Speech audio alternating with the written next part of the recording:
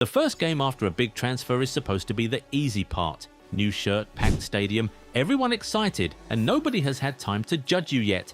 Except these 7 summer signings somehow made people nervous immediately. One got sent off before halftime. 2 £100 million midfield rebuilds were embarrassed by promoted or mid-table teams, and one Real Madrid academy graduate handed Barcelona the perfect start to the season. Some were bad, others became expensive warnings before the season had really started. We'll start at Manchester United because they spent around £85 million rebuilding their midfield and then watched both new pieces disappear after 67 minutes. United paid Aston Villa around £35 million for a player who already knew the Premier League, had captained Belgium at the World Cup and had spent years playing at this level. Beside him was Andrey Santos, the £48 million signing from Chelsea, potentially rising to £50 million. On paper, that looks like a serious midfield. Then United went to Hull. Hull had just returned to the Premier League after 9 years away, and somehow they looked like the established side. Semi Ajayi scored after 17 minutes. Debutant Nobel Mendy made it 2-0 after 38. United had 72% of the ball, but possession meant very little because Hull was stronger, sharper, and much more dangerous when it mattered. Tielemans and Santos both started, and with United still 2-0 down, Michael Carrick removed both of them in the 67th minute. That is probably the worst part. United spent £85 million fixing the midfield, then 1 hour into the new season, both new midfielders were already sitting on the bench. And if that sounds expensive, Manchester City somehow spent even more on one player. Elliot Anderson cost £116 million. City bought him from Nottingham Forest after losing Rodri, and that fee made Anderson one of the biggest transfers of the entire summer. So when he started against Bournemouth, every touch was going to be judged. The game did not help. Bournemouth took the lead through Marcus Tavernier and were ahead until the 84th minute. City looked disjointed for long stretches, and Anderson's afternoon ended after 63 minutes following a collision with Alex Scott. At first it looked worrying. He appeared to be holding his leg and was forced off for Mateo Kovacic. Good news came afterward. Enzo Maresca said he believed it was cramp rather than a serious injury. He also defended Anderson, saying he was very good on and off the ball and reminding everyone that several City players had only returned from the World Cup around 10 days earlier. So this is not the worst individual performance on the list. The nightmare was the combination. £116 million of expectation, City trailing at home, and then an injury scare in Game 1. Luckily for Anderson, Marc Guehi equalised before Joško Gvardiol scored in stoppage time to rescue a 2-1 win. Tottenham's new midfield got no such rescue. Spurs spent £100 million on Sandro Tonali and another £85 million on Mateus Fernandes. That is £185 million on 2 central midfielders before you even count the rest of a summer rebuild that went beyond £300 million. Then they played Brentford, and Brentford beat them 3-0. Tonali started while Fernandes began on the bench. By halftime, Spurs were already 2-0 down, had created almost nothing, and Roberto De Zerbi had seen enough. He introduced Fernandes for Conor Gallagher while Rodrigo Bentancur replaced Lucas Bergvall.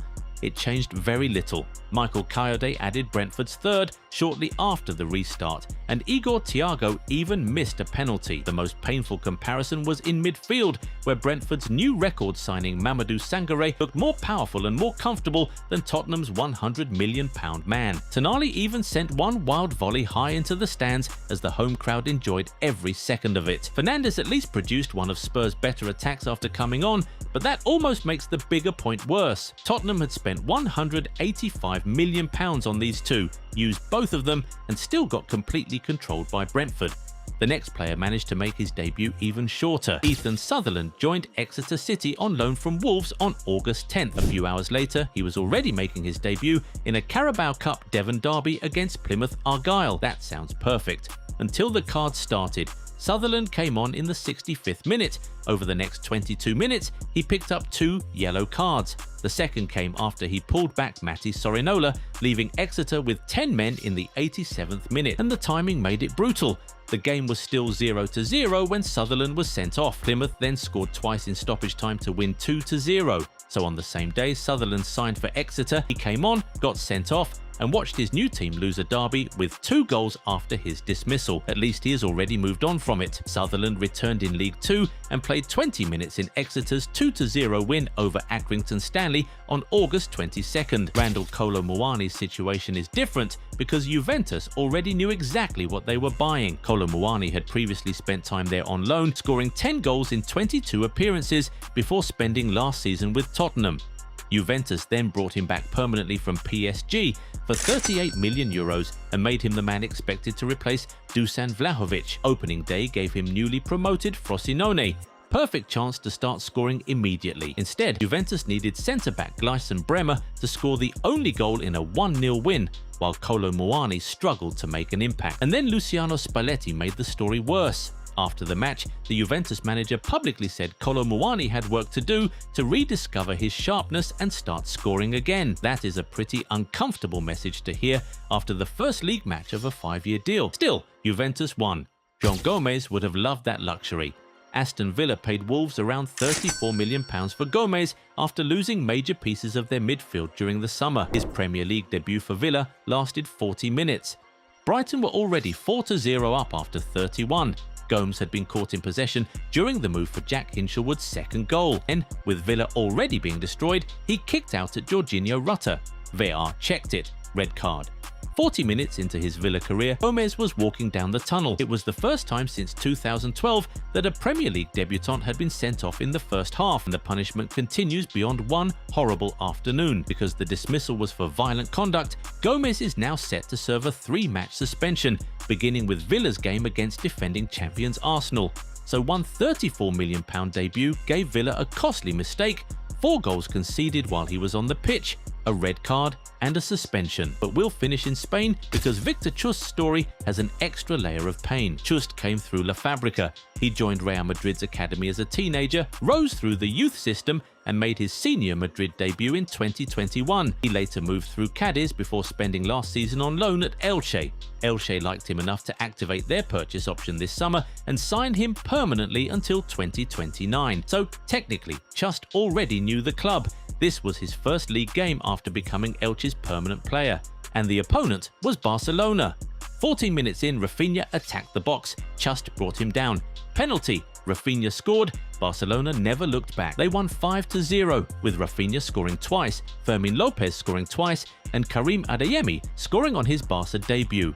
There is something especially cruel about that one. Chust spent years being developed inside Real Madrid's famous academy, finally secured his permanent La Liga home, and then began the new chapter by giving Barcelona the penalty that opened a 5-goal demolition. Of course, one game proves almost nothing. Anderson was actually praised by his manager. Sutherland has already bounced back, and players like Tonali, Tielemans and Kolo Mouani have enough experience to recover quickly. But first impressions are still first impressions, and if these were supposed to be the games that made supporters fall in love with the new signings, a few of them may want a second introduction. So who had the worst start of them all? Joao Gomes and his 40-minute red card, Tottenham's £185 million midfield, or Chust giving Barcelona the key to the door? Drop it in the comments, hit like, subscribe, and we'll catch you in the next one.